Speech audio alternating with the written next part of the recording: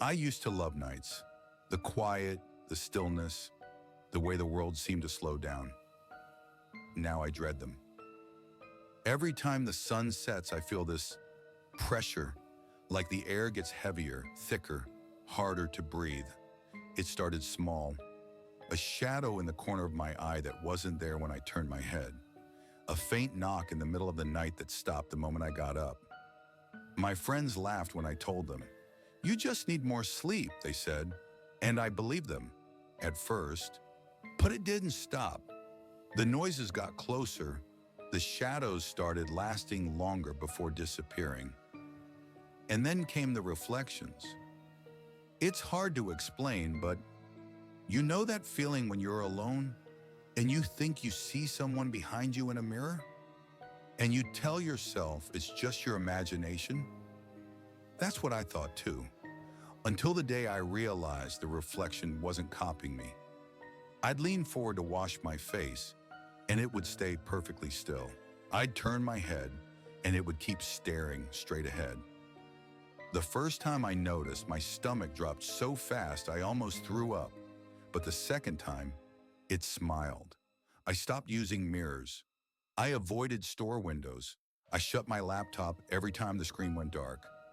But no matter what I did, I could still feel it, standing just behind me, close enough that if I reached out, my fingers would touch skin. And the worst part? I'm starting to think it's not waiting for me to look. I think it's waiting for the moment I'm too tired to notice, so it can step out of the reflection entirely. I never believed in the supernatural. No ghosts, no demons, no curses. But what happened to me over the past 2 weeks burned every doubt out of my mind. It started with a reflection in my phone screen. It was evening. I was lying on the couch, scrolling through social media. The screen dimmed slightly as sleep mode kicked in, and for just a second, I saw a face over my shoulder. Pale, out of focus, no pupils. I turned around. Nothing there. 3 days later, I saw the same face in my bathroom mirror. Only this time, it was closer. I began avoiding any reflective surface. Even in the back of a spoon, I swore I could see someone standing behind me. That Friday night, I went over to a friend's place to distract myself.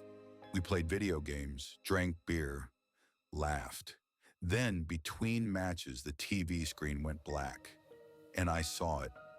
A tall, thin silhouette standing behind us. I tried to say something to my friend, but the words caught in my throat. A second later, the figure was gone.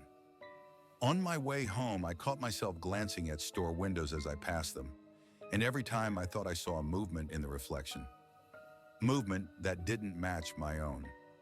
The next day, I noticed the mirrors in my apartment looked dimmer, like a thin layer of smoke or fog had settled on them.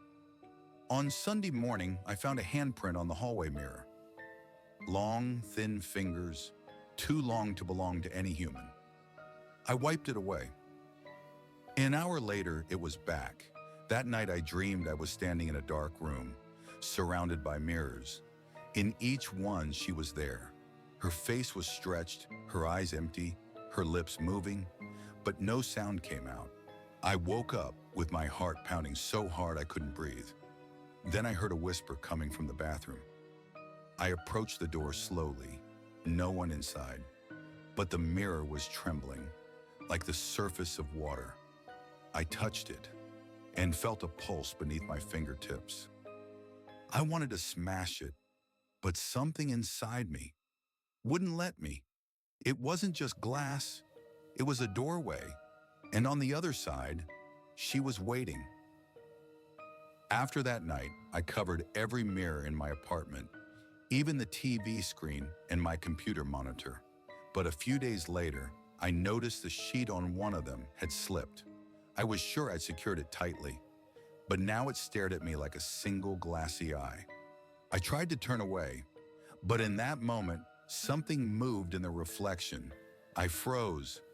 In the reflection, I was standing there, but behind me, in the shadows, she was there too. She didn't move. Her head tilted at an unnatural angle, I slowly turned around. Nothing. But when I looked back at the mirror, she was right behind me. I dropped the sheet over the mirror, ran to the kitchen, and poured myself a shot of vodka with shaking hands. That night I woke to a faint, almost gentle tapping sound. It was coming from inside my closet. I opened the door. Inside, instead of the back panel, there was a mirror. I stumbled back, my heart pounding in my ears. In the reflection, I was alone, and then her hand rested on my shoulder. I felt her cold touch. She leaned down to my ear and whispered, "Now you're mine."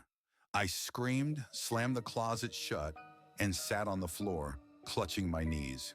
When I finally dared to look again, the closet was gone. In its place stood an enormous, cracked frame mirror.